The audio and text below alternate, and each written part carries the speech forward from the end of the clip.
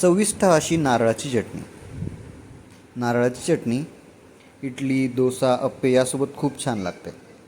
त्यासाठी एक नारळ, ताजं नारळ असलेलं खूप छान असतं. त्याला फोडून त्याचा जो आतला पांढरा जो गर आहे त्याचे बारीक बारीक स्लायसेस करून मिक्सरमधून त्याची मस्त अशी पेस्ट तयार करून घ्यावी.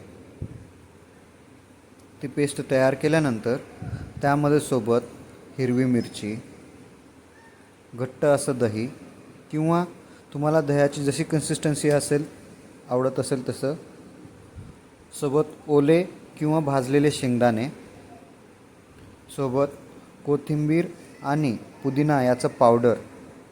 बरेच लोक ताजी कोथिंबीरसुद्धा वापरतात आणि पुदिनासुद्धा. माझ्याकडे कोथिंबीर आणि पुदिनाचं पावडर होतं, मी ते वापरलं. स्वादानुसार मीठ टाकून त्याची मस्त अशी बारीक पेस्ट तयार करून त्याला कढीपत्ता, जिरे, मोहरी आणि हिंग टाकून फोडणी द्यायची आणि तयार आहे ताज्या नारळाची चटणी. धन्यवाद मित्रांनो.